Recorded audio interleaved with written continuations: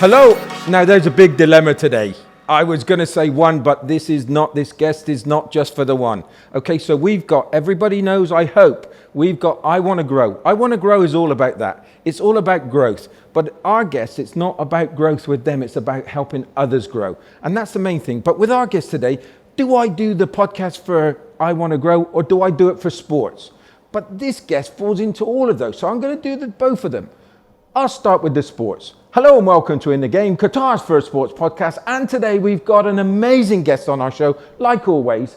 But I'm going to kind of introduce you after I do my next introduction. Hello and welcome to I Want to Grow. I Want to Grow is all about that. It's all about our growth, but with our guests, it's all about them helping others grow.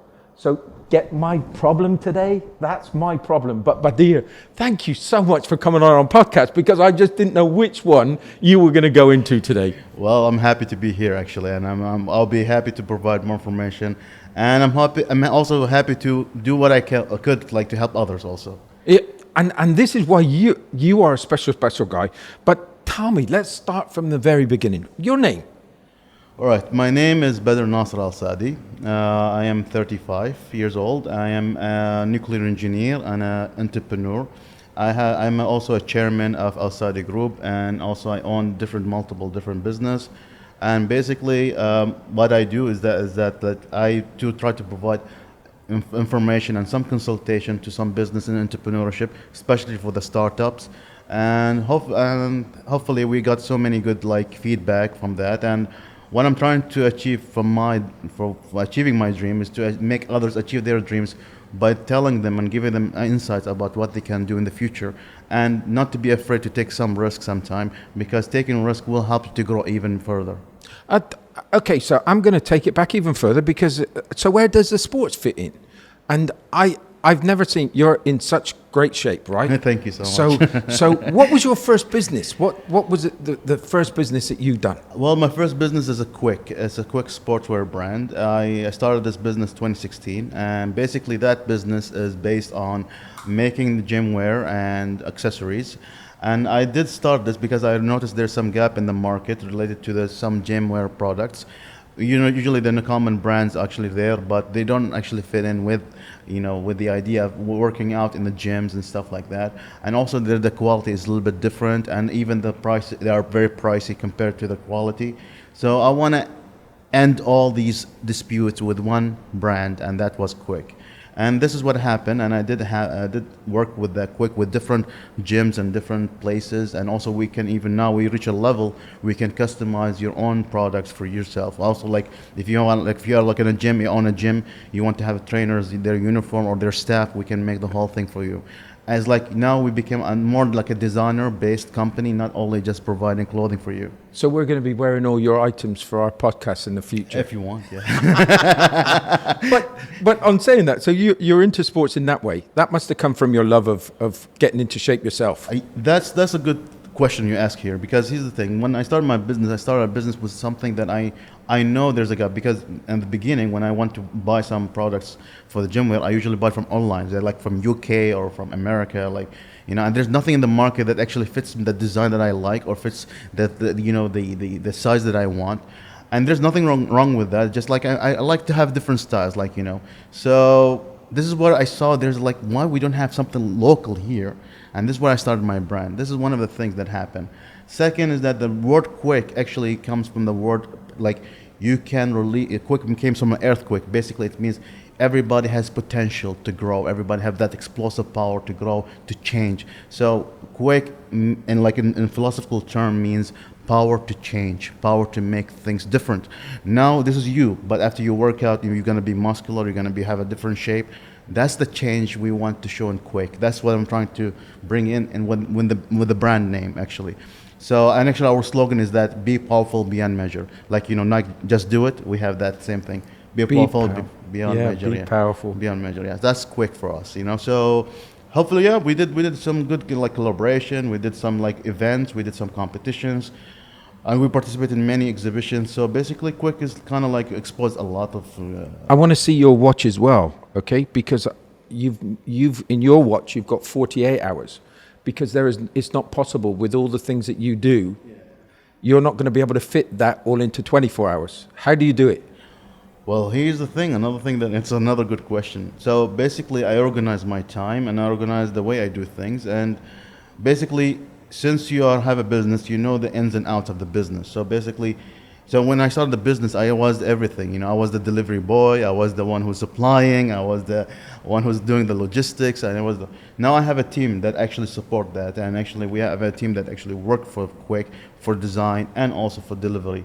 So I don't need to worry. I don't need to be in the office 24 hours.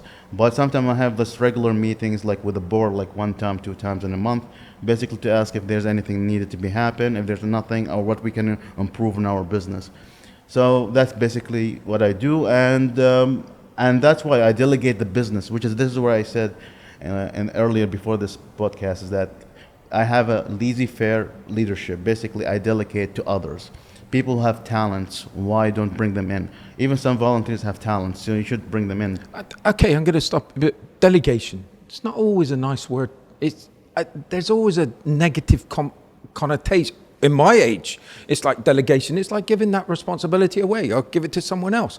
But that's a downfall. Delegation is giving somebody an opportunity. That's where you're coming from. Yes, but basically, laissez-faire leadership also then has another name called zero leadership. Basically, there's no leadership in there. Basically, you assign some task to someone to do something for you. But what I can see, this is beneficial for my lifestyle because I work in the ministry by myself, and I also have other business, and I have also my social lifestyle. I cannot, if I don't do that, I will not be able to overcome all the obstacles, and should be in the business all the time. But here's the thing: every leader should do is basically to able to understand the demographic of your business. What's the business, borders? What's the business need to be happening? Is the border cannot be controlled? Don't do that business because that could be very hard to upscale, and sometimes there's a lot of mistake could happen. A controlled business is a business that you can build as a pyramid. So basically, you are the leader. You're on top of the pyramid. You are the one who's controlling this. Everybody report to you. The reporting system should be there in place. So in case if they have an issue or problem, you know how to deal with that and how to protect them at the same time. Would you say that that's the biggest success point in your business? Yes, I build a system. I build an entrepreneurship system that actually I don't think everybody could do it because it's need the right people with you. And every successful CEO or even a chairman needs a good team. Without a good team, you cannot one-man show is good for some businesses, but not for the major businesses. You need a whole team behind you, a team that you believe in, team that can bring a lot to the table, and also good ideas and good suggestions to the projects. All you can do is that listen to them and also offer them some consultation and some advice if it needs to be heeded to. But other than that, yes, you can. When did you learn this? Because you're telling me that you did the delivery, you got all the things ready. This is 2016 to 2017. Yeah, so in that period, there must have been a time that you were trying to do it all yourself. Yes, I did, yeah. When was that time that you said, I got this? Because your profits are going to go down. If you've got somebody that you're going to bring into it, you've got to take that decision. I do more, I get paid more. I take somebody else on, my wages go down in the first. Yeah. When did you realize I got to do it? Well, there's couple reasons that happened because of that. First, I had partners with me and the first brand, and that didn't help at the beginning because in the beginning of the business, this is my first business, and I'm not coming from a business background. I came from engineering background, and so basically having a business like this, it was not easy for me. It's like there's a lot of mistakes that did happen during all the way, and during the journey, I found out that we didn't assign the right roles for each partner. For example, we have a role for being a CEO. There's a role for being someone who controls the marketing. There's a role for someone who brings some, projects to us. That was not clearly defined between the partners. So after a while, the partners decided to leave, to sell their shares to Quake. And basically, I'm the fully owner of Quake, basically. So this is what happened. After that, I started also having other businesses. So now I have more income from the other businesses. So I am able now to help and aid my first business, which is Quick. This is where I started having and hiring a lot of people with me to build up a good team for that. And even sometime, there are some other companies that I also already own. They already offer some services for me that I need, so, like in terms of let's say for graphic designer. Wow. So I have what do you call? I'm telling you is I have a kitchen. Yeah. Basically, I have the knife, I have this like the fork, I have this the spoon. I can treat every company as like everybody can aid me in something to do some food or to cook some food or and to eat. So basically, every company has their own talents and tools and skills that help me to aid in that business or other businesses. And it's like having, you use the kitchen. It's like having the cookbook, right? Yeah. You're telling them the recipe, you're telling them the direction, how much of you need of each one, and then people put it together, right? But you've put a system in place, and this is something that we try to say to startups, that just because of the value and how much turnover that you're doing, et cetera, and how much profit you're making, sometimes it is important. I'm not going to say it's not important, but the most important thing is having that structure in place, because that's going to be real value. So if you were going to exit, if you were going to sell that to other people, the better you've got the whole of the company, the less that you're going to the less you're going to give away for the price that they're asked. So you could be giving away 5%, when if you didn't have it all in place, you were going to give away 20. Yeah. So that's could work in some businesses, but in my first business, I mean, it's not difficult, but at the same time, it's not easy to manage, and you need a team for you. But I found the most common issue that I have is that if I don't have the proper person to talk with and communicate with, or let's say manage, I mean, and I also in the beginning, I was not like a leader. I was more like a follower, and always a good leader should be a good follower. That's something that should be added in the books. But you need to understand how everything happening, and you need to know how to control all the aspects of the business. So there's some businesses that actually I see there's like potential to grow, but the issue is not within the business idea or within the person who created the idea. Sometimes the team is not willing to do more, or they're being actually resisting the change. Yes, and that you have to make a very difficult decision, basically, and because since you're a leader, you have to change the whole team, and that happened in major companies like Amazon, Google, Apple. They try to let go, I mean, a lot of people that they don't need actually, and even though this will not help the person who's actually working for them, but they need to make that change so they, as a business, so they can make more than they should, like more than now. Yeah, and you said you just briefly put in there that you were an engineer in your background. Yeah. You weren't just an engineer; you were a nuclear engineer. Yes. When did that? Was it a defining moment for you? Was it kind of what? Did you always wanted to be this, or? To be honest, I never thought in my life I'll be a businessman, to be honest with you. Actually, even being a businessman, I hated the fact that I'll be a businessman. Because I think they're all greedy, and they all wants money from the customers. Because I was a consumer, I was thinking like as a consumer at the beginning. But as nuclear engineer, why I started like to be a businessman? First, there's a lot of reasons. First, I want to have like another income, which is the most common thing. Second, I'm happy and I'm passionate about what I do.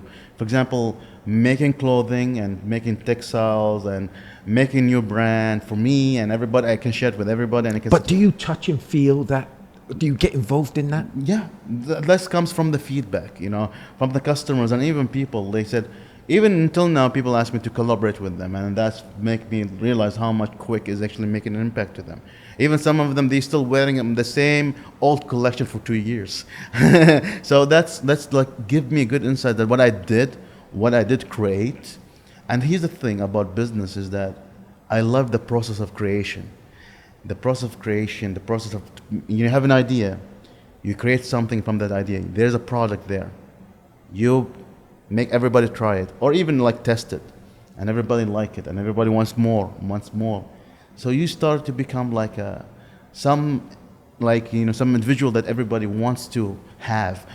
So you've got two lives. Yeah. Okay, nuclear engineer, entrepreneur. Yeah, and bodybuilder. And bodybuilding, by the way. And we'll be putting some pictures up online right now just so that you can see the body that this guy's got. But it's very impressive.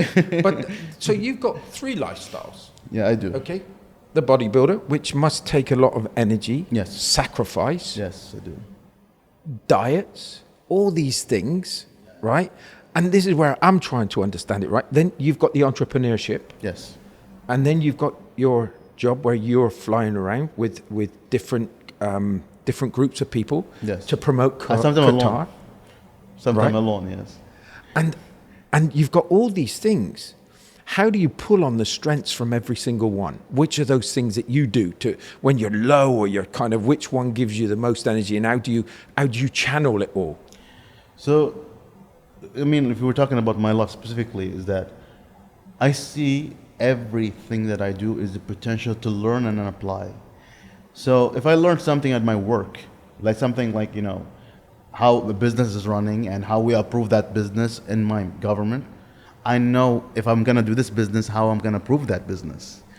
For example, if I am working with the, as a working, when I work in the gym, also I meet some people there and they're talking about their business and they want to work with me, they want to collaborate with me.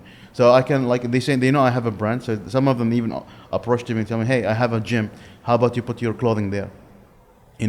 So everything is synced together.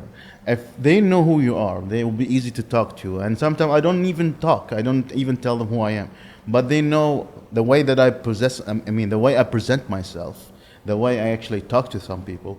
I think that helps a lot to create that mindset. And actually that comes from learning a lot of things through the books. Actually, there's 38 laws of power, and that was insightful about how actually you actually can manage the way you present yourself and the way you show yourself. And here's the thing about business also, this is also from Rich Dad and Poor Dad, is that don't go just to have money. Like, don't really do business just to have money. Try to learn. The more you learn, the more you have more knowledge. The more knowledge you have, is that you'll be wiser and you have more business. And I mean, people will come to you not because you have money. People will come to you because you have the technical knowledge. Now people think that certificate is enough to have a job. No, I don't think certificate is good enough. I don't think so. Now we are in an age where your skills matter. If you're good at photography, if you're good at sound engineering, if you're good at cloud engineering, software engineering, I can hire this person. If this person is actually living in another country and I'm here, I can pay him money and he still enjoy his life there. I don't need to bring him in to work with me. So now it's more about skills hunting, not about you have certificate for this.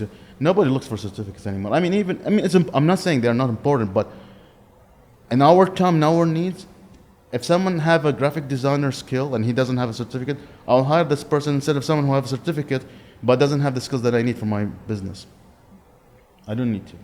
And the thing here in common in our society is that I have certificate, why I'm not hired? Well, nobody wants you, because I think that's give you a feedback about what actually you're not needed here. How is the education? Obviously, it's been a big part of your life, but how is, you talk about books and that you do a lot of reading. Yeah, I do. How much is that? I have my own library at home. Really? Yeah, a lot of books, yeah. So, yeah, books is important for me. Books actually, I think, is the strongest thing in my life, is that to have books, because it's the strongest muscle here, not my biceps, my muscles is in my head. And that's the more knowledge I know, the more I can talk and the more I can inspire and the more I can do things. And there's a lot of books that actually still applicable after 1,000 years, like Art of War by Sun Tzu. Art of War is it's a book about military strategy, but now it's used by management and businessmen and everybody else. Why? Because it's about knowing your enemy. And when I say enemy, not real enemy, but knowing your competition. Let's say you have a podcast here and you have another competitor who's doing the same thing, podcast. Yeah. What's going to make the difference between you and that other person is that what you're going to offer, what value you're going to offer. And that also in the book since 1,000 years ago, and still be applicable till this day. So there's so many richness and there's so many information in the books that actually I buy one book, not to even to read one book. I'm writing one book just to read one chapter in that book. Oh, wow. because I buy the whole book just to read that one chapter. Yeah. Because I'm interested in that chapter. I want the whole information. And I learned this through when I did my master's degree in UK, is that I don't need to go through the whole books. I will skim it. There's some information, sometimes just in one page, but you have to go through this book to understand the whole thing. Bring on ChatGPT. Put the book in and give me the highlights. Give me the most valuable. And that's what it's going to be like now, right? And that's exciting. But kind of talking on this whole front of things, and is there been, because you're only 34 years old, you've got the whole life in front of you. it must be a great, from my side of things, if I was in your shoes and the way that you are and the way that you've got yourself strong and you've got these businesses and you've got things you can fall back on if things went really badly and you've got all these things in place. And I look at you and I think to myself, oh my word, he's got it sussed. Okay. But with the stage that you're at, when do you still feel that fear when it comes to kind of what you want to achieve and how you're going to get there? You know, there's a saying, I think I saw it like last 2 days ago. If your dreams doesn't scare you, it's not worth the risk. Oh, I like that. That's going to be a great reel, by the way. It's going to be a fantastic reel. But that's a great saying. That really is a great saying. If it doesn't scare you, it's not worth the risk. I mean, why you should do something that actually doesn't scare you? You should make it happen. I mean, even when I'm talking about scary things, not even something like in business, even like some activities, like for example, like scuba diving or skydiving or even paragliding or even like doing things extreme. I did that actually. I did mountaineering, I did climbing, and I did scuba diving. The other two things on the left I didn't do is bungee jump and skydiving, basically. So and I'm never going to do those, by the way. I had so many chances to do all, but I said no way am I doing any of those. I'm addicted to adrenaline rush actually. So even though I'm a bodybuilder, so my life is kind of like normal, static. Like basically, I just go to the gym, work out, come back home. But here's the thing: what I'm trying to do is that you should look for the new opportunities and new excitements. And sometimes new opportunities will not show themselves to you. You have to bring yourself to them. So have I got a chance at 57 to get my body in shape? Yes. There's no late for any age. You can start anytime. I saw people start when they're 70. Oh, wow. And they have a good body. Okay, you're going away next week, and I know you're going away next week. But when you come back, I'm coming to see if I could do some stuff with you. Okay? Oh, all right. Because I'm determined. I was 146 kilos. Wow. At one stage, and now I've come down to I'm fluctuating around 89 to 91. That's good. That's nice. Depending on the water content. Not saying that I'm counting my water content, but it's one of those scientific things that now I want to get down. I want to get back down to the stage I was when I was 16 years old, which is about 13 and a half stone. So that's what I'm trying to get down to right now. You can. Here's the thing. There's nothing impossible, but people now we're living in an age of everything needs to be fast. So I'm going to go to the gym. Hey, I'm going to have 6 packs next day. No, you can't. Here's the thing. Enjoy the process. Enjoy the journey. Enjoy your fitness journey. Enjoy what you do. If you love reading, enjoy reading that book. If you enjoy going through something, enjoy it. If you enjoy doing podcasts, enjoy it to the maximum. To the maximum. Yeah.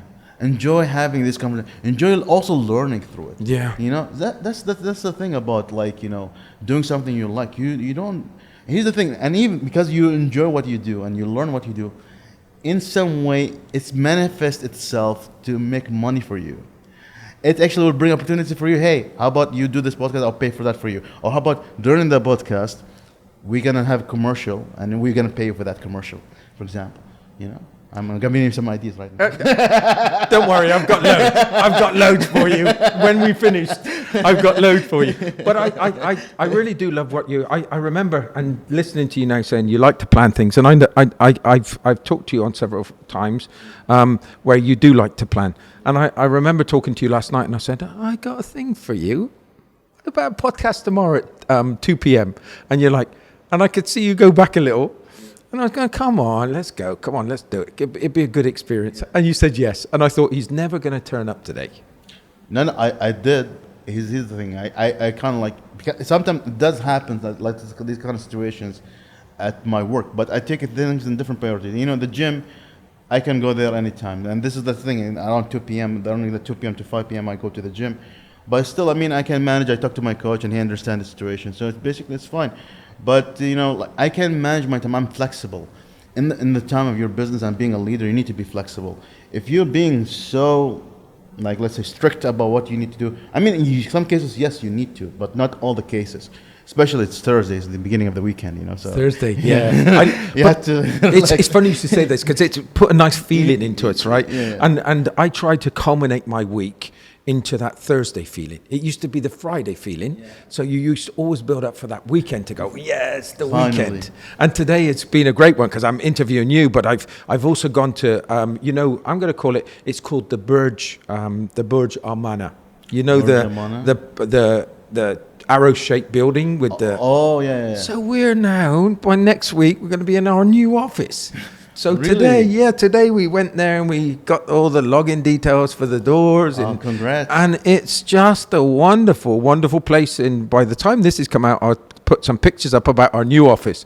But so this today is this Thursday feeling is amazing. And the conversation I'm having with you is amazing. So what a way to start the weekend. But one of the things that I wanted to ask you as well is what advice would you give to your 15-year-old self?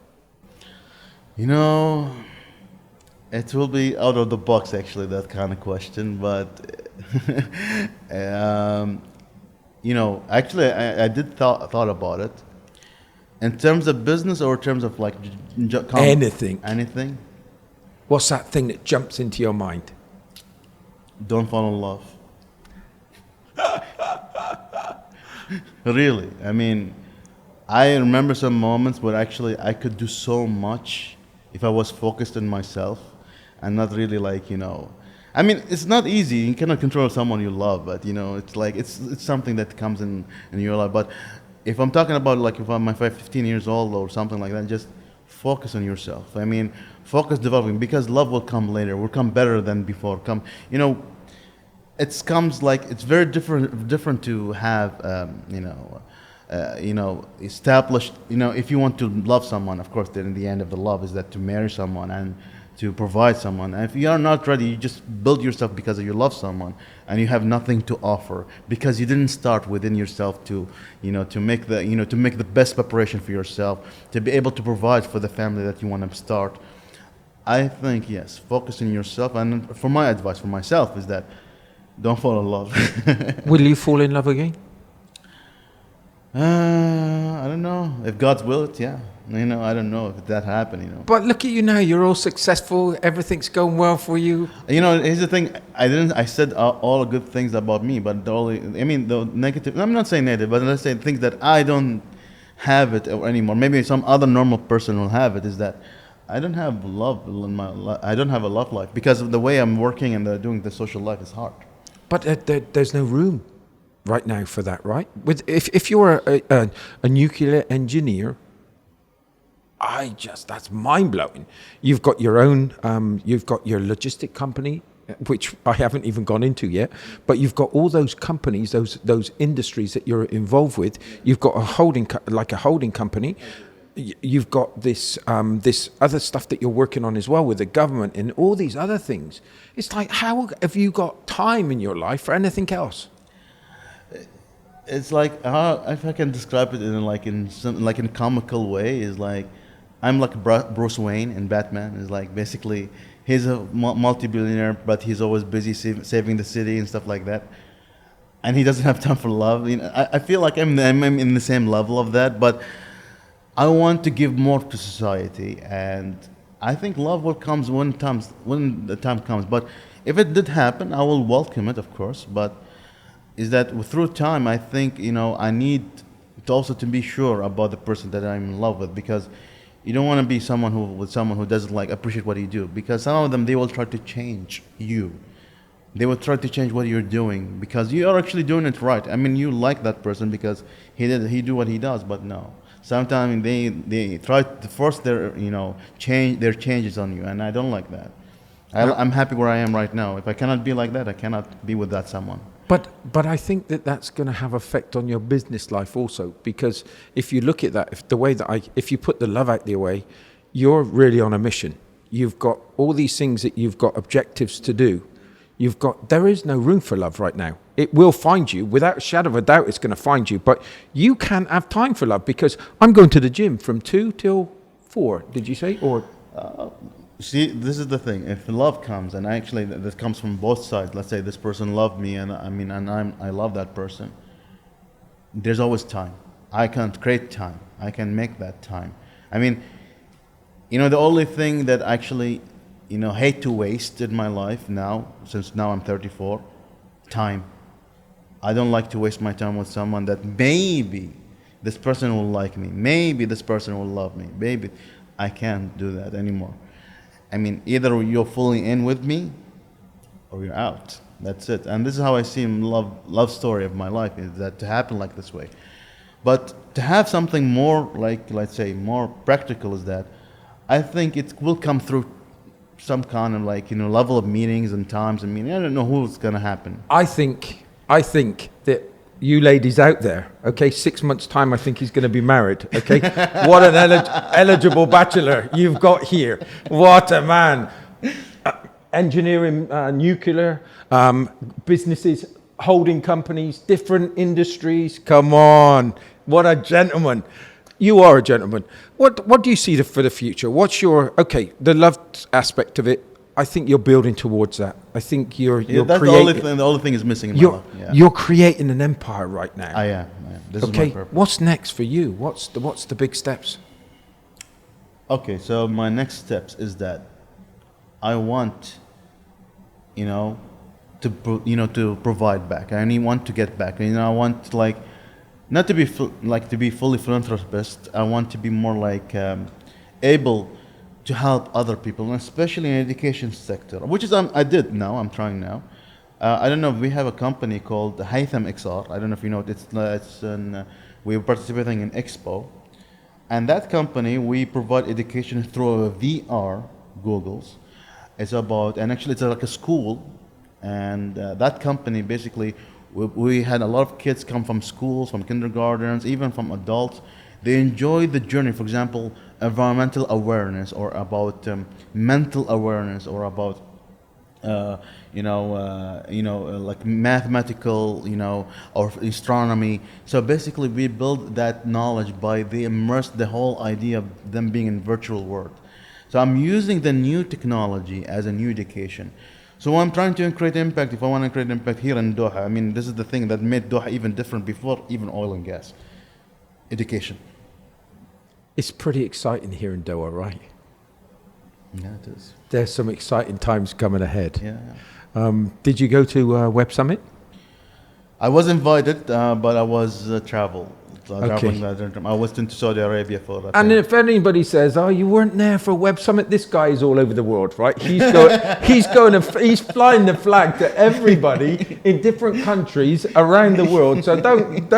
He was okay not to go to Web Summit, but it was a fantastic time. But Qatar is definitely putting itself. It's been well and truly put on the map. It is. We're trying to put ourselves on the map, and actually, I'm happy about my country and how much they did and how much we want to do and make. And actually, sometimes I hear these kind of like things that about my country make me happy, make me very proud. Is that, they say, for example, you're so lucky to have this kind of, to have a prince like, Sheikh Tamim. You're so lucky about the leadership government you have here. You're lucky about that.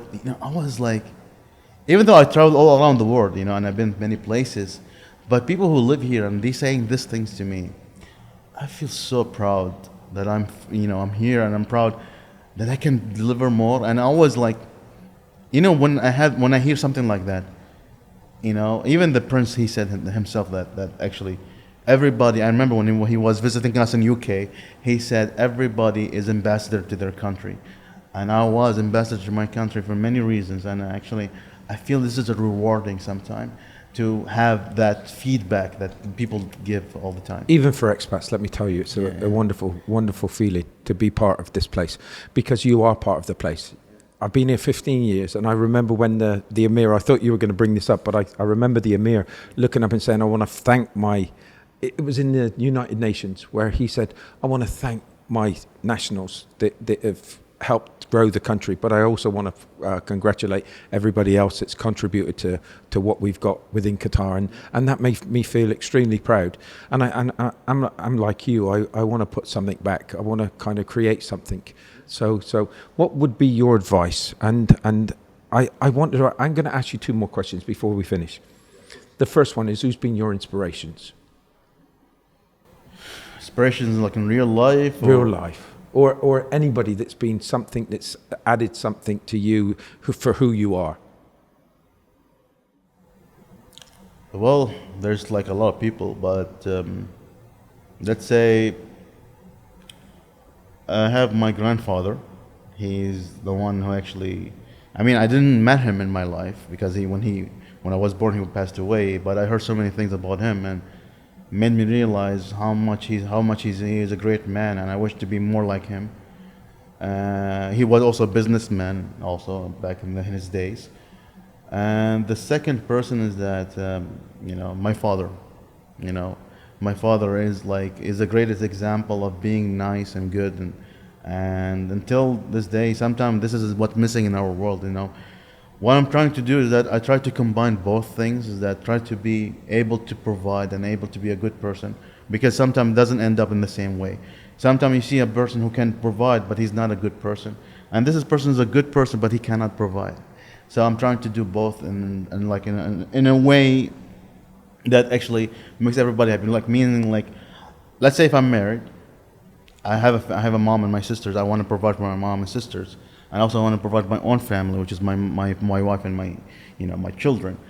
And that's what I want. Is that I want to bring perspective. Is that as a man, you're always going to be a provider. As a man, you should always be strong for your family. And strong doesn't mean to be strong in muscles. No, to be strong in case if the things are hard or changes are hard. Because sometimes it will be hard for you, even if you're not with anybody. And you have to be strong for yourself. You have to be raising the bar all by yourself. Just before we finish, young startups out there, we were at a startup event last night. What's your advice to anybody that's starting a business? Well, I did enjoy it last night. I heard a lot of good, projects or good ideas actually, and I was so happy that they're thinking ahead of time actually. Especially pet world, because it's a nice idea, and actually I like the questions that comes from the audience, basically about if they want to transport their pets to other countries. Sometimes there's some regularities. By the way, I'm a pet owner. I have like maybe 11 cats. Oh. And this is like my mom's kids, they're grandkids. Oh my word! Since we don't have she doesn't have grandkids from anybody, so this is the cats and her grandkids. Oh wow! Yeah, so we have twins. We have so we have like 3-generation cats and stuff like that. So I know that. Also, I know a lot of people who have cats and dogs, and sometimes they have some issues with like the situation that we've been discussed last night. And I think that's amazing, initiative from that person. The person who's trying to do that. And also the OISIS, the idea about a life coach in. Scary though, right? It's a little bit scary about the data, basically. It could be. They said the data is in the phone, but it's still. There should be like some kind of contract. I think they're still growing, right? And that's the one thing. They've got no MVP, but they've got something that they're building. But this is good. If they want to do something different, I'm happy all over. And I think there's so much ideas out there. But the thing is, everybody's asking and everybody's telling, which is the things that I want to add in now. Funding. Everybody wants funding. Everybody wants investment. They have a good idea. You want a good idea. Here's the thing. Go to an accountant firm. Ask for financial projection for your project. Ask what actually you want to do in your project. What kind of funding do you need? You said you need like 10 million, but maybe you need just 2 million to reduce the cost. And maybe you have a proper investor for yourself. And then you can grow from there. You don't need a lot. You need the right money and the right amount of time and the right team to do something together. And the funding will only happen when you have the proper financial projections and proper financial study and good market study. According to also Mr. What's the name? The guy that he was the, I think, consultant in the event last night. He was sitting in the middle. He's a very good friend of mine, Marcel. Marcel. Actually, I met Marcel for another event about investments and stuff like that. I think when he came to Qatar. Yeah, I think when he came to Qatar. When he first came to Qatar, I was the first person that he met from a business entrepreneur perspective. Yeah, and he really is. I knew back then he was going to be unbelievable for Qatar, and it's actually coming true. So he's a great guy. Joseph was another one. I was at that hackathon run by Innovation Cafe. And I was one. He was the only worst person there, and everybody was saying, "I'm not going to invest in anybody that's only got one person." And he was there, and he was fighting for this pet world, which I've seen his progress, and he just keeps on. He keeps on looking at things. But it was great advice what they gave him. 80% of your profit or your money is coming from 20% of your customers. Improve it. Keep on working. Don't be looking for money. Look at how you can improve that revenue. And instead of thinking somebody's going to come along with a big bag of money, don't just get your services bought by more people or your product. Work on those things, and then you might not need as much financing as you thought you did. So, and you're in control, and you're not giving anything away then, right? Yeah, that's the thing. I mean, he provided very good advice during that time and during that night, and actually, I think he have well aware of that. But also, he was part of investment, and also he can provide some ideas about the investments. Most of the presenters who presented yesterday, and they pitched their own ideas and their projects. It's really nice, but to have funding, you have to understand three things. First, who are you getting funding from?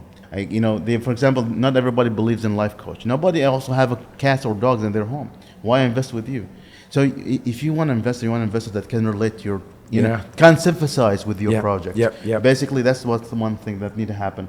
So, one is financial projection. Second is market study. Third, investor's background. And third and fourth is that your business can be upscaled. Because not everybody's business can be upscaled, by the way. There's a limit, that's it. Most businesses, they think they can be upscaled. Now my companies, we don't only provide products, we provide more services than products. And this is why we could upscale so fast. Because services actually makes more money than actually providing products.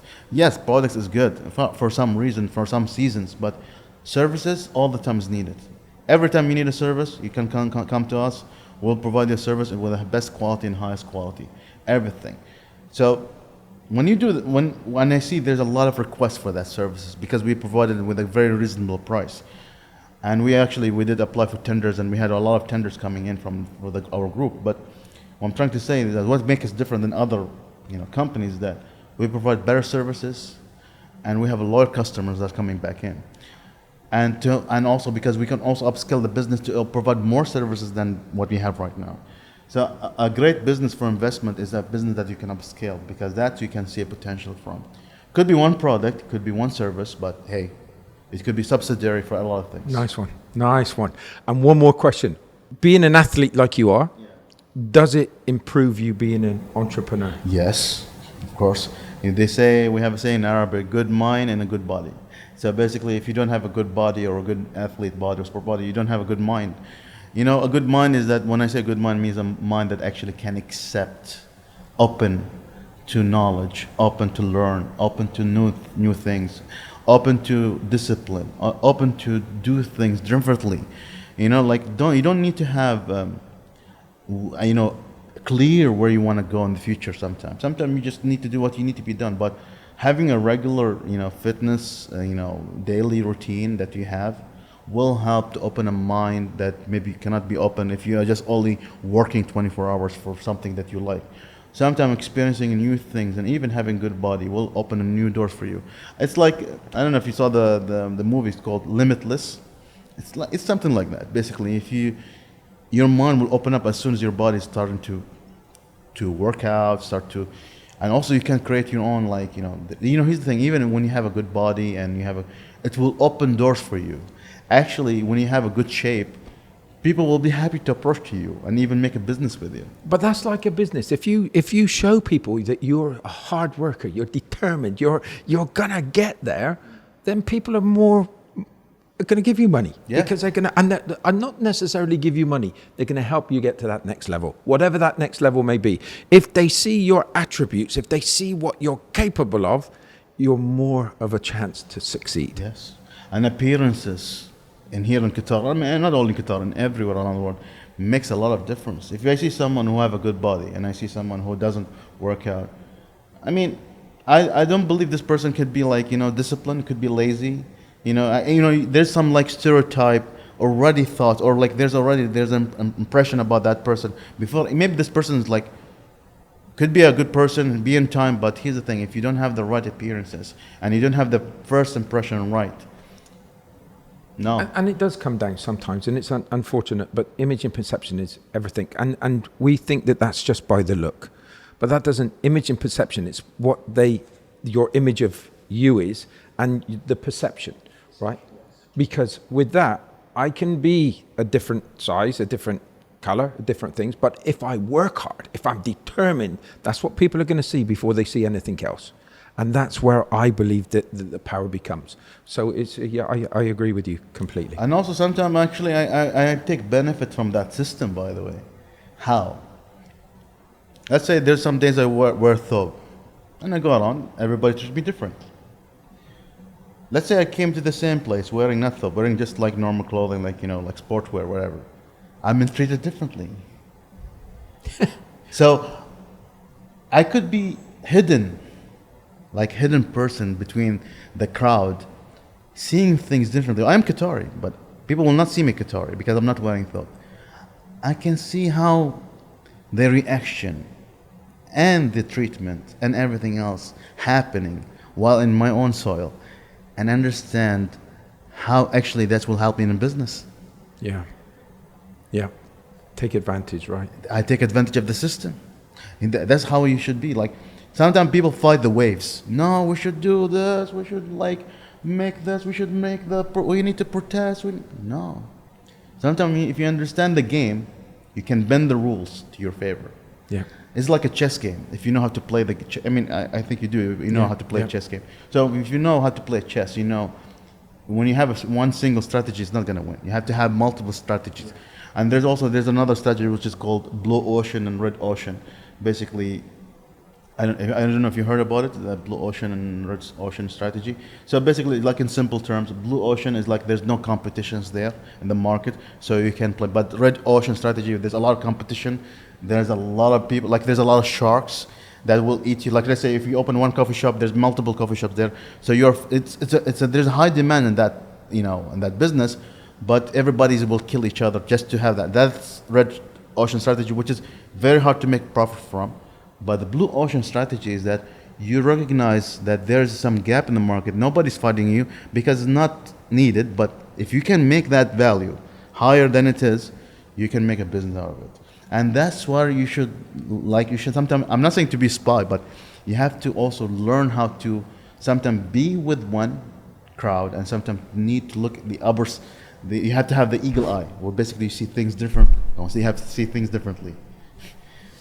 And that, my friends, is the podcast. Whatever it was for you, whether it was for the sports, whether it was for the growth, you've been an amazing guest today. And I am so privileged to have had you on the podcast, because you are something special. And I wish you every success for the future. And I can't wait to be invited to your wedding. Inshallah. Yeah, be a wedding. Everybody, thank you so much for listening. This has been our podcast today. What a magnificent one. Thank you so much for listening again. See you next week. Thanks for now.